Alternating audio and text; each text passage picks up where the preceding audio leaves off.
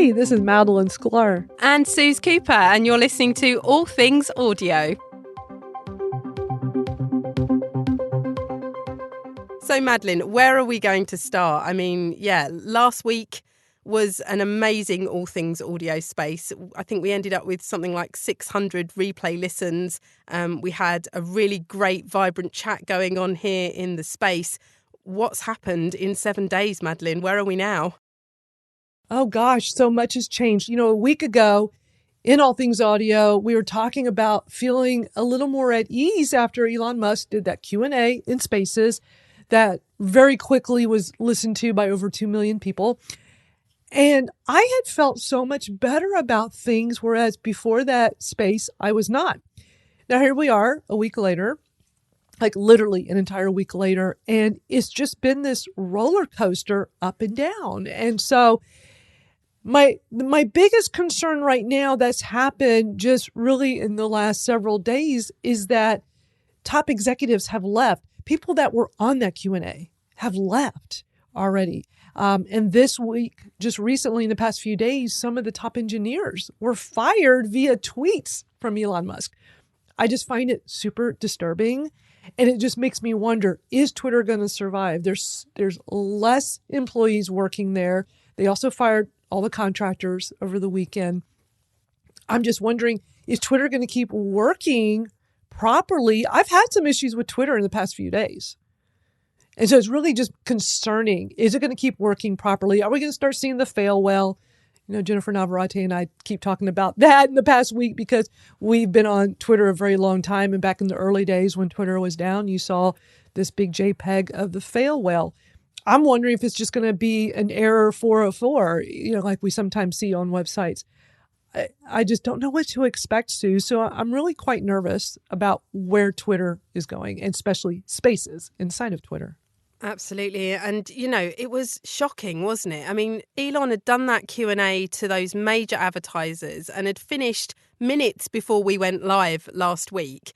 And there was kind of an air of reassurance potentially about that. And then within days, those who had actually hosted the space and been involved in that space were gone. I mean, what a shock. It was a shock. And I was really deeply concerned by that, wondering like, okay, there's so many warning signs. What's going to happen? What's his true intention? I mean, is this just to file for bankruptcy at some point? Just bring the platform down? I just don't know. And I'm really concerned about Spaces. But then we see this tweet from Elon several days ago. I'm going to put it in the nest. All these tweets will also be available in the show notes for our podcast listeners. And he says Spaces should be evolved. He didn't say evolved. He didn't edit the tweet. I found that quite I was going to say that. I mean, you know, if ever there was a case for the edit button, that was it, wasn't it? I think he did that on purpose. But he says Spaces should be evolved. We're just going to say ED on the end. It should be evolved. It has potential to be truly great. And we knew he had to be thinking like this, especially after being on that Spaces Q&A last week when you had over 2 million listens. That it was powerful. When you and I were here last week talking about it, it had only been like, maybe an hour or two prior to us going live last week. And it already had so many listens. It was crazy, the numbers. I mean, if that doesn't show the power of Spaces, I don't know what else would. Absolutely. I mean, watching that momentum build literally as we were live over here and watching that number just tick over and over and over was quite incredible. You know, and this is the thing, you know, we spoke a little bit about it last week. Reasons that Spaces might stay. I mean, certainly since last week was top of the bill was, well, Elon seems to be enjoying using it, which has got to be key at the moment. I mean, I don't know what his criteria is for anything or prioritization, but, you know, if he's actually using the feature, then, you know, he's obviously interested in it. It's a new and innovative thing. It is, you know, social audio is a new space. You'd think he might be interested in that kind of thing. And it does keep people on the platform for longer, which if he's looking at, you know, advertisers and, you know, being able to pitch this out to people, this is where people are and they're here for a longer period of time than they've ever been before, then surely Spaces is something that he would keep. But then you start thinking, well, he's got lots of reasons to can it as well. You know, he sacked all the engineers. anyone who we knew who was building it or working on it or evolving it in any way has gone. Then you think about, well, okay, so is it then going to cost too much to evolve it? And is actually this new and innovative thing of social audio such an unknown quantity for him that it's just not worth investing at this stage because he can't see where it's going to go? So could he change its direction? Could he add advertising into it somehow? We've spoken about that in the past. Would we be hearing ads before our spaces start up, or maybe ads appearing in the Nest or something like that? Or is it this idea of monetization for creators with a percentage for Twitter, that kind of ticketed spaces styling? I mean, my goodness, there's just so much. He could keep it, he could can it, he could change it. And I've no one's got any idea where that might land right now. Yeah, and that's what's concerning. We just don't know what's going to happen. Tomorrow, Twitter could be gone, and then we would not be able to have our awesome chats and spaces. It's been such a great way to connect with people, build communities. You and I built this community from nothing, just coming here week after week in spaces. It's so powerful. And I'm really worried it's going to go away. Well, I was talking to someone today, quite often I'll speak to podcasters who say, I want to build this audience and, how can I do that? And how do I go about that when I've got nothing to go on, from the start? I'm literally starting up from scratch. And I said, at the moment, if you think of your audience more as a community, and what you're trying to do is invite people into an inviting space, make them, welcome at your podcast. One of the absolute key ways that you can do this is to sidestep it with a space or a social audio version, because as we've seen ourselves, that interaction really helps build those proper relationships within a community. And I just think it's such an incredible sidecar to having a podcast or audio content, because it does allow proper conversation and real relationships to blossom. And, we've thoroughly enjoyed every minute of meeting everybody that's here, and, the regular people and faces that we see pop up every single week here on All Things Audio. I'm amazed and grateful every single week, and I just hope that doesn't stop. Yeah, me too. I really hope it doesn't. That would just be a shame if it does stop. Also, an interesting tweet I'm sharing from Faz Siddiqui. I'm not sure if I'm saying his name right, but the big news today on Wednesday, November 16th, is that Elon Musk issued an ultimatum to the remaining staff at Twitter, telling them that they need to commit to a hardcore Twitter environment, basically, like, working crazy hours, working really hard. Well, yeah, we want everybody to work hard, but the way this is coming off sounds a little intense, maybe super intense would be better to say. And they have this deadline to sign off on this by Thursday at 5 p.m. Eastern. Otherwise, they're going to consider you quitting and you get 3 months severance and goodbye. And it's like, wow. I'm just wondering, how is the staff dealing with all this? I mean, can you imagine, you have a family, you got young children to take care of, but you've got this job you love so much, and now they're putting you in a corner saying, okay, make a choice. It's scary. I mean, who wants to put their hand up for that kind of, here's a great thing. It's going to be hardcore. It's going to be really hard work. You're going to work every hour and never see your family and never get to do anything else other than work. Who's up for it, guys? I mean, I don't think so. To what end, too? Like he's already been sort of presenting himself as this sort of, in spaces, he talks a good talk, but then all of these decisions he makes is just sort of on a whim. And then, they release the Twitter Blue thing and then they pull it back because that didn't work. And okay, so you want it to be hardcore, but is it hardcore just because you're wanting to be a hard ass? Or I'm sorry to say that, but to what end do you want these people to just basically drive themselves into the ground for your product? You got to give them more than that. Something. Give them something. And why would anyone do that with the way that he's treated people publicly?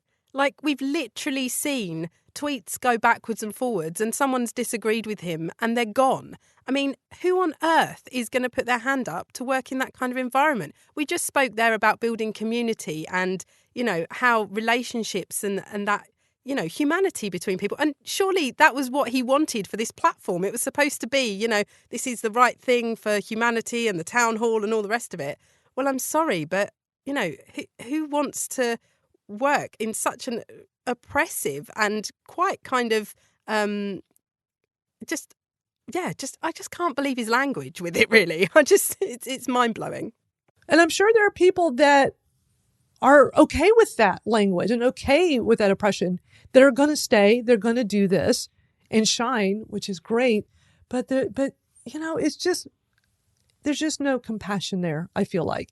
And there was a really great tweet I just had to share that was a quote tweet from the tweet from Foz. And it was from E.B. Boyd, who is, she writes for different publications. And she just put together a really great thread talking about, in her first tweet, about how painful it is to watch this all unfold in real time. And I have to say, I agree. But she just brings up some good points talking about having that compassion, having that empathy, that sure, there's times where, these companies have these quick changes and all of a sudden there's these massive layoffs. Things are changing very quickly, but there's better ways to do this. When you have the staff, you got to be thinking of the staff. And I just feel like they're not being taken into consideration. I think what I love about this is that she's saying, what is Elon giving both staff and Twitter users to believe in at the moment? Like, there's no, because everything's being done so quick fire and so seemingly kind of on a whim in a moment, let's roll out verification, let's pull it away, let's do this, let's charge $8, let's not, all the rest of it. There's no bigger vision for people to really grasp. And that's not just those remaining workers who, let's face it, I mean, it must be really, really tough to be working there right now with everything that's gone on. But it's also us as users. Like, we're sitting here watching this like it's some kind of sitcom soap opera type thing. It's crazy. And then, the thought that this is all real, this is reality. It's just bonkers. Yes, and I know like some people have been joking around. I got the popcorn out, watching this play out. But, these are people's lives. Yeah, exactly. And this is a platform that many of us use to help our business, to help grow communities, to bring people together, to do so many important things. And the thought of it possibly going away because of the way everything is unfolding, people quitting like crazy, people being fired like crazy. Some of these engineers that have been fired via tweets have been there for like 10 years that have done very important work there, that just simply disagreed with some of the things publicly that Elon was saying. He didn't like it and he fired them. And it's like, it's all playing out for us to see. And it just really turns me off. It makes me not want to be on Twitter. The other thing that I've noticed is that there's a lot of responses to what he's been doing of people supporting him and just being very callous and like, well, he's the CEO. He owns the company. He can do this. He has the right. And yes, that's true. And yes, hard work is important, but we are all humans. And like, put yourself in the shoes of anybody who's been working at the same place for a decade. They've put their heart and soul into it. They have children. They have this income that they've been relying on forever. It's right before the holidays. Anybody who immediately wants to jump to support him, just remember the humanity behind all this. We are all people after all. And we should not forget that people have certain needs and certain desires. And, like, we cannot just treat other people like robots because we want our business to be successful or whatever. So, yeah, all good points you all are making. The next thing we were going to talk about is the blue checks. I mean, this was a hot topic of conversation for us last week as well. At that point, I believe the verification $8 thing had just been rolled out. I didn't have access to it. Then the next day I did, but didn't have my card with me to sort it all out. Went back in a couple of hours later and it was completely disappeared from everything. What happened? It disappeared. It was very short-lived. I knew there was going to be problems. It was rolled out too quickly. I've had Twitter Blue for quite some time, prior to this particular rollout. You didn't get the blue check mark, but you got some really cool features. It was only $2.99 a month here in the U.S. It wasn't available everywhere, though. It was only available in the U.S., Canada, Australia, and New Zealand. I know they had plans to roll it out to more countries, but initially that's how Twitter Blue has been working, just a small group of countries. And we know they recently rolled out the edit button. And I figured with them doing that, they were just going to open up as many countries as possible so more people could subscribe. But before all that could happen, Elon decided, let's charge $7.99 instead. He made that big deal. We talked about it last week, $8 a month. And you get the blue check mark in addition to all the features. And I, like you, Suze, I couldn't do it either. It's very interesting because there were people that were Twitter Blue subscribers like myself. We already had Twitter Blue that were able to do it. It would not let me do it. It would not let me change my account. Every time I tried to do it, it kept giving me an error saying I could not connect to the App Store. So I did not get the chance, but I'm actually glad I was not able to do it because these tweets from Morgan I find interesting. And it was something I was very much noticing as soon as this new blue check $8 verification went into effect, where you're in. One of the things that I always thought was cool with Spaces, that when you're in here, if you just look on the mobile app right now, the people with the blue check marks, and this is now including the new $8 check mark that were bought, but you would always see who was verified closer to you, right? So like when I look, I see hosts, co-hosts. I'm going to see the blue check mark people first in Space. So yeah, so basically brings you up higher for people that you follow and they follow, like you all follow each other. So the people I follow and they follow me back, I'm going to see those blue check mark people first. And then further down, I'll see the blue check mark people of those I follow, but who don't follow me back. And I always thought this was interesting, that those blue check mark, like what a great benefit, especially if you're in a big room in Spaces, lots of people. If you've got that coveted blue check mark, you're going to be way up high for all your followers to see. And now with the $8, anybody that buys a blue check mark will now be up there. And I just thought it was interesting. I noticed that immediately. And then Morgan did these really great tweets and screenshots saying that, you're getting all these verified people, but he sees it as a very poor signal. They're verified, but it just lets you know they paid the money. His second tweet, he says, of these verified accounts, they all have like less than 10 followers. So people are like, jumping on this that don't have that credibility of what that blue check mark used to represent, especially all those journalists. I feel bad for all those journalists because now, we need them to have the blue check mark. We need them to be official and verified. I think all they had to do was, at least for now, keep the blue check marks, the verified people as is, and have this new thing be a different color or a different kind of check mark. There was talk after this quick rollout that, let's keep the verified people and call them official. And I've actually seen a few of those now where it just says the word official, but they didn't do that with all of the verified accounts yet. But, what happened was after one day of this, y'all have heard the story of Eli Lilly and what happened and how their stock plummeted because an account pretended to be them and made this comment about free insulin. And I just knew something like that was going to happen with this new blue check mark. I didn't think it was going to happen so quickly. I really thought somebody's going to do something really stupid and crazy and it's going to get everybody's attention, but I did not expect it to be within that first day of the blue check mark. What did you think, Suze, about that? Yeah, I mean, it happened so quickly. I mean, what a way to make something that used to mean something suddenly meaningless, like within seconds. What's so interesting is that during his space last week, before your space, a quote that and I even clipped it and I've retweeted it, something that keeps coming back to me is he said, truth is signal and falsehood is noise. And he had people internally saying that these things were going to happen. And he says that he wants more signal and less noise. And yet the very thing that they rolled out created more noise and more doubt and less legitimacy to a lot of these accounts. And so it's like he says one thing, but you never know what he's really thinking, and it gets rolled out and becomes very backwards from what he says he wants for the platform. So it's mind-numbing, really. I just cannot work out, why is this all happening in public?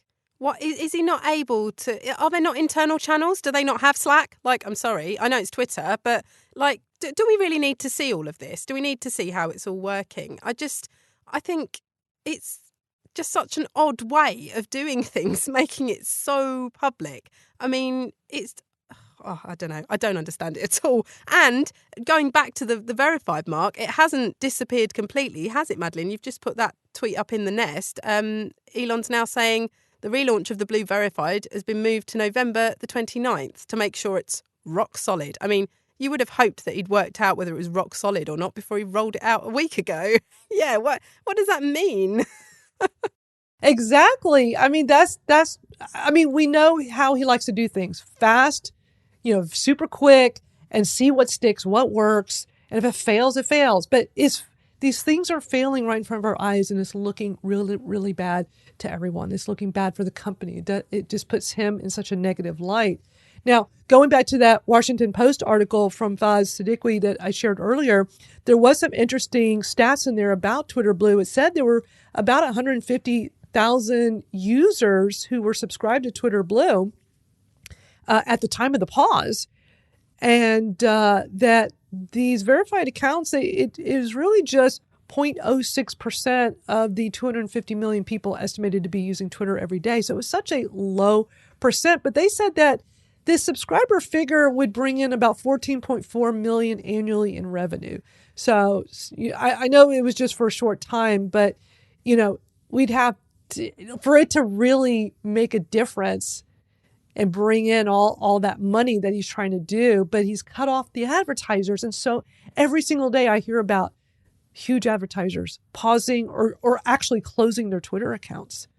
And that's been the bulk of I think like 90% of the revenue or something like that has been from advertising. And I know he wants to switch it to subscribers, but he's going so fast that it's like everything is falling apart. So I just don't think he's really thinking this stuff through.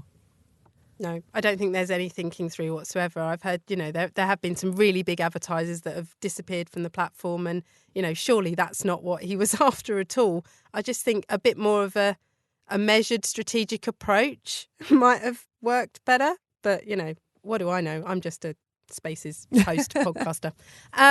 Daniele, who was one of our friends of the show, shall we say, who worked for Twitter, and worked on Spaces and worked a lot with the API and with lots of the people that we know and love have created third-party apps, things like Spaces Dashboard and Flowgen and all of those kind of things, tweeted during the week that he's resigned from Twitter and will now take some time off to just sleep and recharge. But he actually sent out a poll which asked whether or not people wanted him to do a space, because he was quite a regular in a fair few spaces.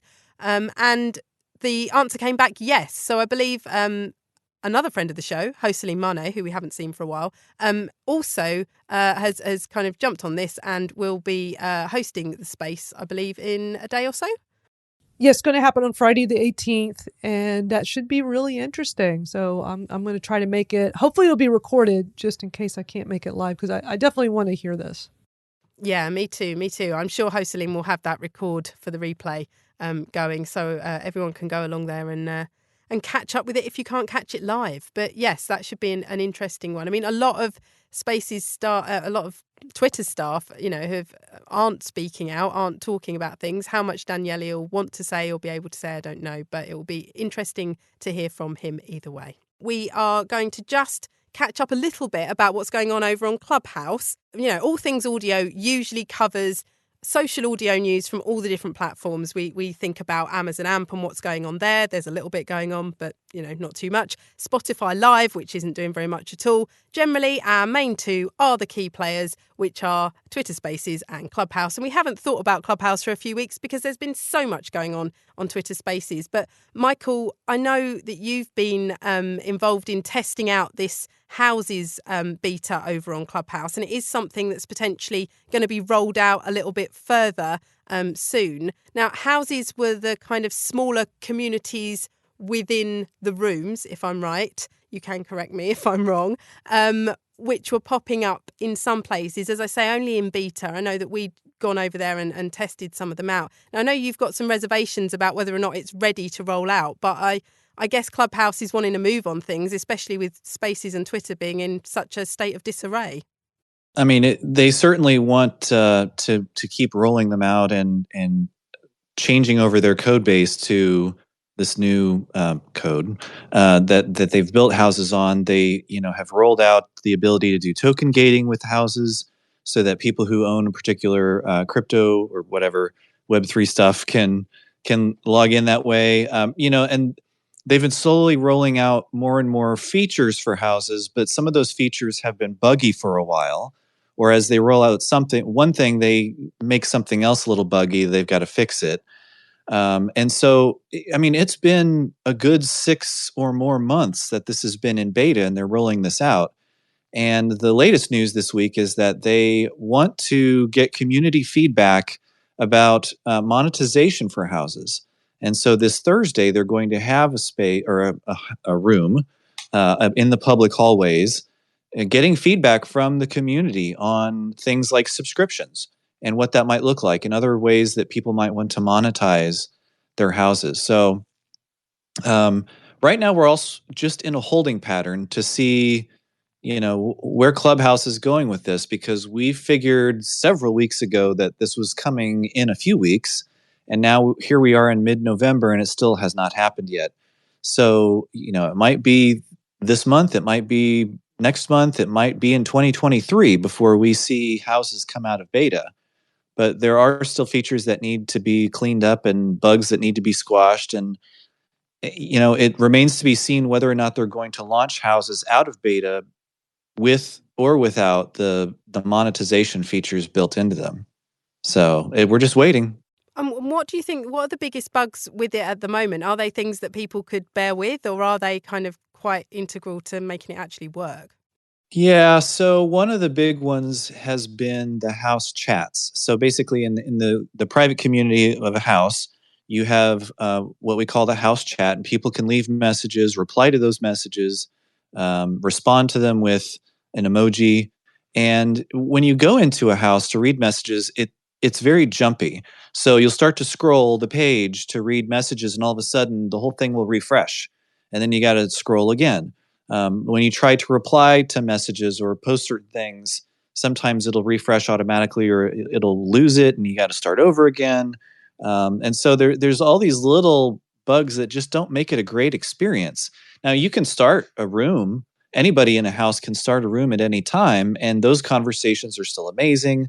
But they have been sort of trying to integrate the scheduled rooms where you can do like weekly, bi-weekly, or monthly with the feature called the lounge, which doesn't have as many features as a typical room does, even though you can still have a conversation. So there's all these little disparate sort of things that need to be tied together, and the community's trying to give feedback on this is what we want, and it remains to be seen when Clubhouse and what Clubhouse is going to do with all of that. Yeah. I think with Clubhouse, potentially they're holding their breath to see what's going on over here. I mean, they're, main competitors, aren't they, with Spaces and with what's going on over here. So it's interesting to kind of have a look and see how they might be responding, whether or not that might be impacting any of these decisions and taking stuff out of beta. It's a very interesting space. The social audio space has always been interesting since the day someone hit go on making it work for me. And all of this that's happening now is beyond anything I could have ever imagined, really. I want to circle back over to the verification, the Twitter Blue, those that paid $8. I just want to make an additional comment on that before we go to our guest speakers. So while y'all were discussing Clubhouse, I was looking, through the room here. First of all, when I was talking about the $8, people paying that, I don't mean any disrespect, because I can see there's 8, at least a few minutes ago, there was 8 of y'all here who have paid for Twitter Blue. You've got the blue check mark, and one person here has the official blue check mark, Paul Armstrong. And all I want to say about this is cool that you got it. And when you're in Spaces, you're going to be way at the top for anyone that's following you. So it'll make you stand out more. I'm just concerned about the confusion, because we all have this mindset. When we see the blue check mark, we think it's an official account. Maybe it's a journalist. Maybe it's a celebrity. It's somebody that Twitter decided they deserve to kind of be ranked a little bit higher. and have that blue tick.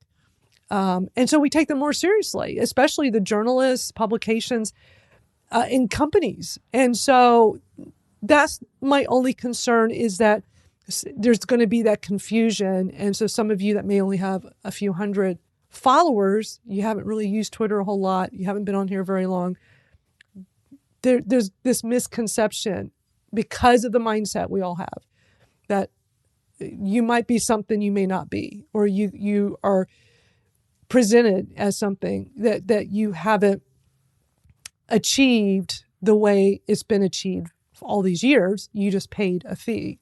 So just something to keep in mind, okay? And hopefully those that have bought the blue check mark are not using it maliciously.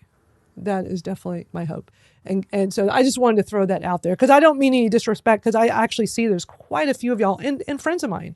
So I don't mean anything disrespectful by, talking about, like earlier with the whole, blue check mark for $8. And it's just, we all have this mind. I mean, when y'all both agree, we have this mindset, Susan, Michael, that check mark, it means something. That's why I wish they would have done a different color or called it something else or done something so you could differentiate between the two. I mean, it's historically always been a mark of, a traditional publisher or credibility. Yeah, exactly. So I think the thing is, he sort of changed the criteria for what that meant, without thinking about the fact that those who already had a blue tick met a different criteria to the new criteria that he was bringing out to give the tick. As you say, it just should have been a different symbol, a different colour, just something to show that it wasn't that authentication of, yes, this is the BBC, that kind of thing, which is what you expect if you see an account that's the BBC with a blue tick. Yeah, I mean, it wasn't very well thought through, and it's nobody's fault. I was absolutely there queuing up to get my blue tick. Like, don't get me wrong, I wanted my blue tick as well. And I didn't get in quick enough before he pulled it again. But, it's just, its meaning has changed. And certainly those of us that have been on the platform for many, many years, it means one thing. For others that are joining, starting up new accounts and starting them with this £8 verification, it means something different. So it's it's just a mess, really. And Michael, what are your thoughts, real quick? Oh, I agree with everything you're saying. And, at one point when all this was going to be rolling out, I don't remember who it was or on what platform, but they were saying, if you would describe what's going to be happening with the blue check mark and Twitter Blue in one word, what would you use? And the word I used was backwards, because, why change up what the blue tick means and has meant for years and change it to something else, and then add the official when you could keep the blue tick the way it was and add something else that shows, instead of the official word, just have it say blue. Then we all know this person is a Twitter Blue person. And to me, this didn't seem that difficult, and it was done in a backwards way, and it was confusing, caused a lot of issues with a lot of people. And now anytime I see the blue tick, it's like, well, I don't really know what that means. It's just, they got a blue tick. Okay, whatever. Yeah. Hey, George, thank you for being so patient. Wow, where to start? I think Susan used exactly the right word, mess, which is a technical term for multiple problems. I'd like to take a little bit of a different side to this, though. You guys are being quite pessimistic, and I understand it, and I share a lot of it. However, I'm very optimistic, and I'm loving a lot of what's being done, but not the ham-handed way in which it's being done. I think we have to understand that he's on the spectrum. Used to call him Asperger's. That term has gone away, so we're just calling it on the spectrum. So he's not that sensitive and tuned in to other people. He is a wild innovator. He operates on a different principle. If you look at Tesla and SpaceX, they are wildly innovative companies. They innovating daily on a rate 1,000 times. Maybe I think that's being too conservative. 1,000 times or 10,000 times faster than Twitter was. Twitter got kind of old and creaky, and a lot of people, I think, there were a lot of reports about people not working all that hard and all that. I don't care about that. What I care about is the rate of innovation for Twitter was appalling, in my opinion. I understand that Twitter was slower up till 2 years ago, and then its innovation rate got faster, but it's like a turtle doubling the speed. It got a little faster in something that was ridiculously slow moving and unresponsive to its audience. I mean, 3 years for an edit button, or 10 years, however you want to argue with it. It's the edit button alone took years and years and years. Elon would never stand for that. So he's operating in a different way that's upsetting people, and I understand it, because I don't want to be on a boat that's being rebuilt as I'm on it. Right? It's kind of dangerous and upsetting, disconcerting. But this is like a startup, and that's why I think he has notified people that this is an all hands on deck, save the ship situation, and he expects them to have a certain attitude, and he's weeding out ruthlessly anybody who doesn't have that attitude. He's given a mission, okay, to have the most reliable possible town square,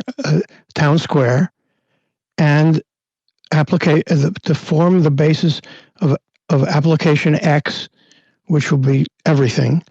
So he's articulated a vision, not very clearly, but somewhat, and he's saying to people, build that, and if you are not highly committed to that and innovating at a wild rate, making plenty of mistakes, and I do think the checkmark stuff was reckless and crazy, but I welcome that kind of innovation. So stop here. There's a lot more to be said, almost everything that you said, but I just want to inject a note of optimism and just asking people to look at it a slightly different way than ordinary companies now. This is an Elon company. I want to throw something out though, George. When you said, treating it like a startup, Twitter's not a startup. And there's millions of active users, and we don't want to be part of an experiment. And to me, that's experimenting. And I had to put this in a nest. Christine Gritman did this really great tweet yesterday that I thought really just brings us all home. She said, I think one of the problems is that in all of his other companies, the product has been the technology. And in this, the product is community. And he doesn't understand that. And I so agree with that. Yes, there's technology, of course, but I feel like that it is community here, and is yes, this should be people. treated that it's way. People. They're all three companies, at least Tesla, SpaceX, and Twitter, are all or will be AI companies. That's what they are. So Tesla is not a car. Tesla is a robot on wheels. So Tesla's a robot. So that was just discussed in the Tesla space 2 hours ago. And it's got to be looked at a different way. But yeah, he's screwing around with people's livelihoods. He's screwing around with people's lives. And he's doing it in a very clumsy way. This Lickman Johnson thing, the two fake engineers that got fired, and I look at that and I say, what the F are you doing? Making jokes like, stupid, ham-handed, idiotic jokes like that are XXX rated puns. If you don't get it, you're you're ahead of us. That's good. But I must say, I was taken in completely until I realized it was a hoax. All that stuff. Why is he participating in that crap? You got a company to run, for God's sake. So I share your consternation about it. By the way, I was very upset last week, as you know, that Yoel Roth was he resigned right after being on that space. I was very impressed with him, with his efforts to try to keep people informed about what was going on in the trust and security part of it. And then I found out that this is not a political remark, because I say this whether he was left wing or right wing.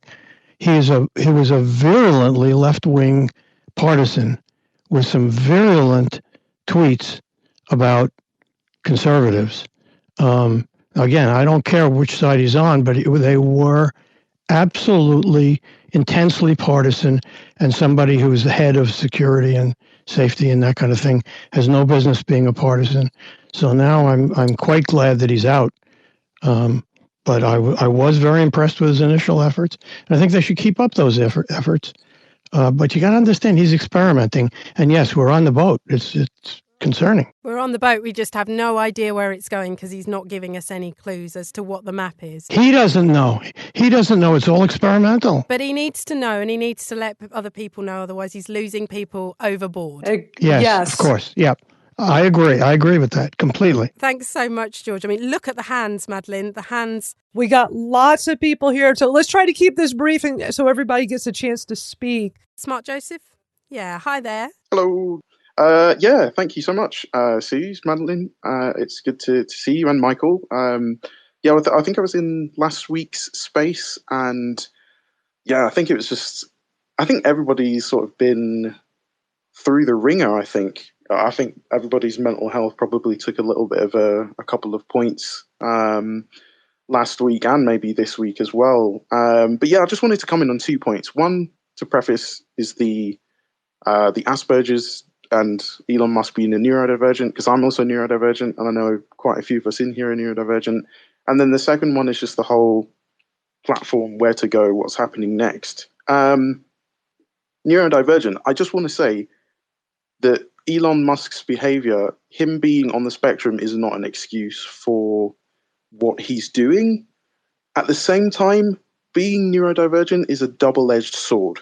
And I completely understood what George was saying when he described how Elon uses his, it's like chaotic creativity to birth new things or to enhance things.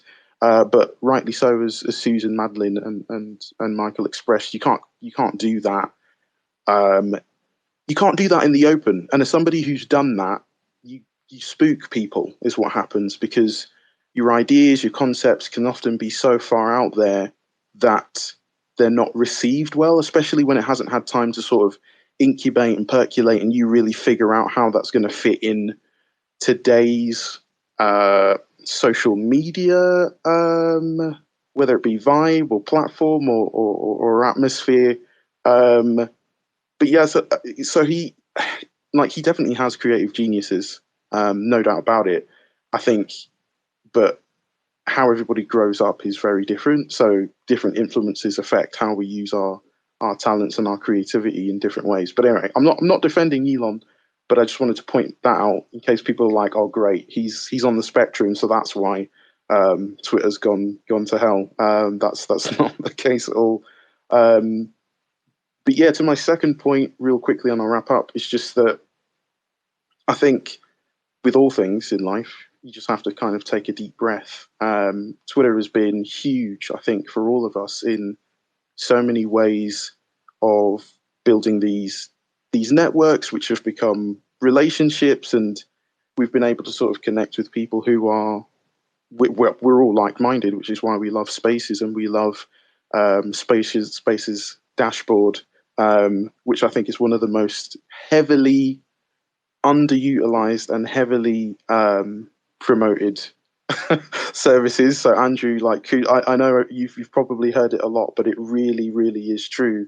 The fact that you get up each day and still plug at it, regardless of numbers and all of those things, it's a big deal. So yeah, just appreciate that. But yeah, I think it's an opportunity for us to grow too, because I think in a way maybe we all got complacent with Twitter, and this might offend people, right? But to me, it felt like the rug was literally whipped out from under my feet. And I was just like, oh my God, what do I do next, right? What have I devoted time into other aspects of my business that maybe I've neglected?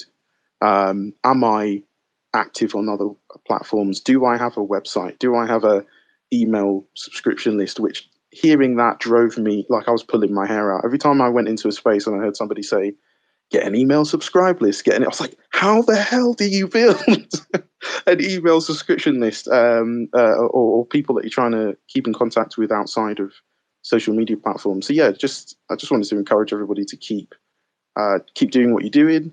I think whether or not Twitter lasts long or not, just do all the things that you know you need to do to keep enhancing your business and stay connected. Yeah, thanks. That was it. Thanks so much for those comments, Smart Joseph. Really insightful. And yeah, I mean, Spaces Dashboard, I realised I didn't actually tell you where you could find it. spacesdashboard.com. And also you can follow Spaces Dashboard. Andrew is in the space at the moment. His avatar is literally saying Spaces Dashboard. You can find him. You can follow him. You can find out more about it there if you want to. Yes, next up we have Adam. Hi there, Adam. We spoke with you last week just after the Elon space. What are your thoughts 7 days on? So it's definitely been a turbulent 7 days in a way, and of course, for people that didn't understand, you could click on a blue check mark to see how, if it was purchased through Twitter Blue or verified by government. That was kind of amazing to me. Actually, I thought that was really widely known. In terms of, I have to agree with George in a couple things here. It is a startup. Yes, it's a company that has been going for a very long time, but as we saw Twitter Spaces built in public, I went through multiple phones, multiple core. I tried Android, I tried iOS, I used it on the computer with BlueStacks. I mean, so many different things, and I was willing to do that. And I don't know any company in Silicon Valley that's a startup where employees aren't basically living in the office. I mean, and let's take a look at Google for a second. Still to this day, people are working minimum 12 to 14-hour days. And, technically the company's name is Alphabet, but just for a second. And in a multi-billion-dollar corporation that was purchased at $45.5 billion, they oftentimes release for iOS first, and many times the what was available for iOS didn't always become available for Android. And and that's nothing against the Spaces team. I think the Spaces team did a phenomenal job, and I've enjoyed Twitter Spaces tremendously. And maybe if not for Twitter Spaces, we wouldn't even be at this place. Who knows?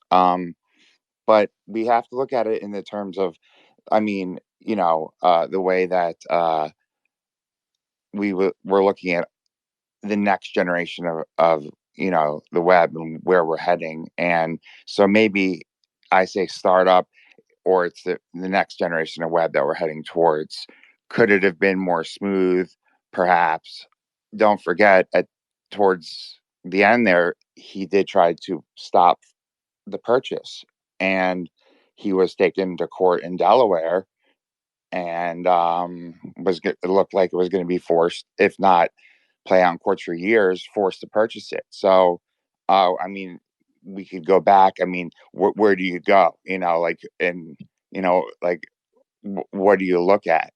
But he is an innovator. So anyone that can take in the oil industry and create an electric car, anyone that can launch a spaceship into outer space autonomously, uh, which SpaceX can now do, and has reusable rockets, we have to look at as an innovator. Now, maybe he's good at hiring people. Maybe he's, just good at recruiting. Whatever it is, But in that space, which I believe I said last week, I think he said, he just got something along the lines. I just got the keys to this shop, a week ago.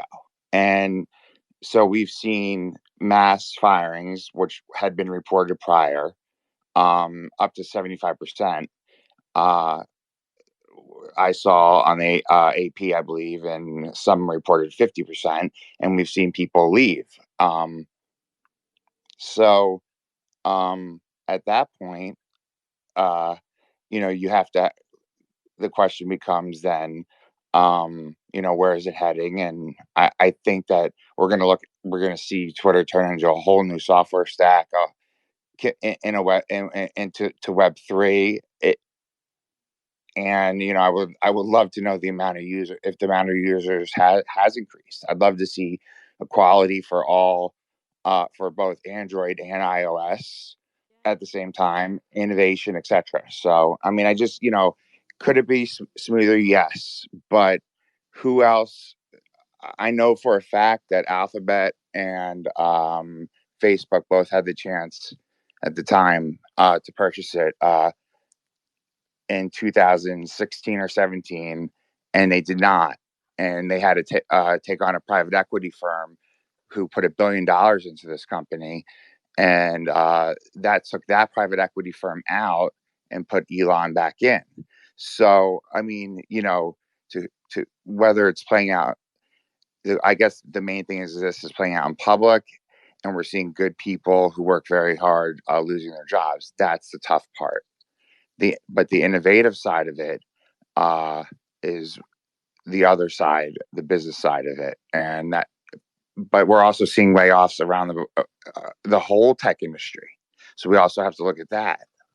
But we are here on Twitter, discussing all this. So I just, I'll land there. And I'm sure he's got plans for the whole Web3 thing, the innovation, all the rest of it. I'd love to see them, but I'd really like to know that that's his plan rather than just watching all this public horror show, really. Ariel, you've been so patient. I know that, you've got stuff to say. Yes. Hello. I want to bring you in right here. Well, thank you. So I all I wanted to say is when you thought like what, because I've been hearing rumors around the rumor mill that like Elon is not so interested in Twitter Spaces, but I think that's all, like, as they say, fake news, because like what Elon wants is a chance for real communication between people. And it's so much harder to be a fake person on Twitter Spaces, where people are actually listening to your voice and to your tone, and it's synchronous communication. Let me tell you what the importance of synchronous communication actually is. It's like we're communicating in real time, whereas the rest of Twitter, someone can write you something that you don't like, and you'll see it in like 5 minutes after that, 6 minutes after that. Your mood has changed. The person who wrote it, their mood has changed.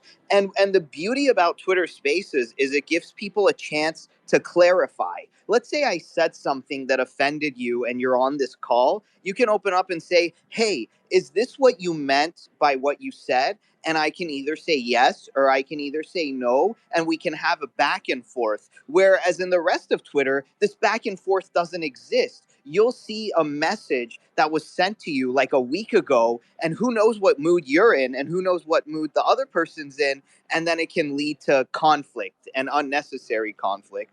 And then I wanted to say another thing with the whole check system, is that it's, I think the beauty of this is that it's leveling the playing field. People who are already known and people who are already famous, they already got their 15 minutes of fame. But I think Twitter Spaces gives a chance for voices that haven't been heard before to be heard, to be known, to be there. And that's the beauty of it. It's like, let's find new talented people. Let's find new voices. Let's find new ideas instead of sticking to the same exact people all the time and not expanding our things. And one last thing I'll say about neurodiversity, because I have Asperger's, sometimes we have a sense of humor that's a little bit strange. But when you tell us to clarify and explain, it's usually not out of malice or hate or anything like that. So I just wanted to make that clear. And if Elon ever does something that we don't like, let's invite him into a space and let's let him clarify.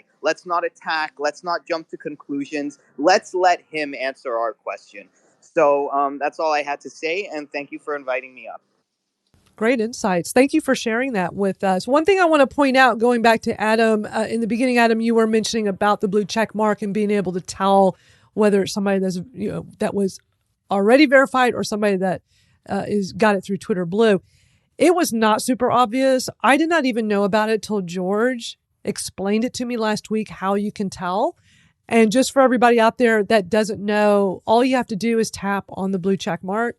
And when you do that, it lets you know if it was Twitter Blue or if it was somebody that was already previously verified. But it's an extra step. And I think that's part of the problem. You got them all mixed together. You can't tell sometimes which one's which. And that's why I think it should have been a different color or something to differentiate it. But next time you see, the blue check mark, you just tap on the check mark itself, and that's how you'll know. Well, I didn't know that. I've learned something new. It wasn't obvious. No, it isn't. And again, I didn't know till George pointed it out, because I made a comment last week about you can't even tell, who was already verified versus those that paid. And George's like, Madeline, all you do is tap on the blue check mark. Duh. And I'm like, well, I didn't know that. If I didn't know that, that means a lot of people don't know. So, yeah. So big up to George for letting us all know. Oh, you're quite welcome. I think that the blue check mark was intended to be a extra level of and he explained this in the space he was in last week. Only an extra level of screening. You have to have a payment method, so you can't be a bot. But obviously, a lot of people were going to pay $8 to pull a prank. Hell, people pay hundreds, thousands of dollars to pull a prank. So that wasn't going to eliminate those things. And I think he'll build in a slightly more verification, a greater verification system. And, and he overdid the verification system, because I would pay $8 a month just for bookmarked folders, just that one feature of Twitter Blue. And there are several other features. Reading threads and, the thread reader and a couple of other things are very valuable, and they're going to be increasing. And so, it was an experiment that didn't work. He said he was going to do a bunch of dumb things. Again, I'm not excusing him. And by the way, I just want to clarify, when I mentioned his neurodiversity, I was not saying he's neurodiversity that he's doing all these things because he's neurodiverse.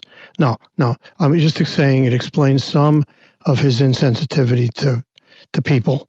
I'm a psychologist by training, and I would never, use that as an excuse for somebody. I think it's an explanation, as Ariel said, of his peculiar sense of humor, which which comes across kind of callous and frankly weird, which I happen to personally find funny, but a lot of people don't. And so it's just an additional layer of explanation. But I'm not saying he's doing all this because he's neurodiverse. No, he's doing this because he's a wild innovator. Thank you for sharing that, George. And before we go, one more thing I want to mention. Y'all probably seen tweets where people say, hey, now is probably a good time to download your Twitter data. And I just want to let you know, it's very easy to do. You just want to get to your settings and support. You go into the privacy, settings and privacy section through there, and it's in there. You go into your account on the web, and you can also, you should be able to get it through mobile as well. There'll be a section that says download an archive of your data. And what will happen is Twitter is going to email you a link like 24 to 48 hours later. It took me 2 days to get mine. And what you want to do, and then you'll click the link, and you want to log back into your Twitter when you go through that process. And go ahead and download it. It would not hurt to go ahead and have that information. Now, because I've been using Twitter since 2008, and I'm a power user, I tweet a lot, I have 20 gigs of data. I know most of y'all do not. Some of y'all have told me you only have 2 gigs. My computer has been downloading it for 2 hours now, and it says I'm only at 16 gigabytes. I got a little bit more to go.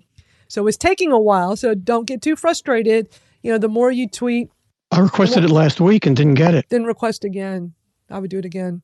But yeah, I requested last week. It took a couple of days. So just a little piece of advice before we go. Fantastic. Well, thank you to everybody who has taken the mic. We are going to close out now. Our space is generally an hour on a Wednesday. It's been great to hear from everybody again. All being well, being optimistic in the spirit of George's optimism, we will be here next week on Wednesday, 8 p.m. GMT, 3 p.m. ET. But who knows? A week is a really long time in the world of Twitter. Make sure you sign up to mine and Madeline's newsletters via our profiles. We've both got review on there on our bios. And if this whole thing falls over, then we'll let you know where you can find us via our newsletters. Thanks again, everybody. See y'all next week. Bye, everybody. Michael, thank you for co-hosting with us. Thanks for having me. See y'all later. Thank you to all of our speakers who came on and shared so much great stuff. And we're available in all of your favorite podcast apps. We're out there, All Things Audio. You can also go to allthingsaudiopodcast.com as well. You certainly can. And you can catch us here on Twitter and use the hashtag AllThingsAudio, and we'll pick that up throughout the week. So that's it for this week. But thank you so much to everyone that's been here in the space with us and those of you listening. And we'll catch up with you next week. Bye, everybody.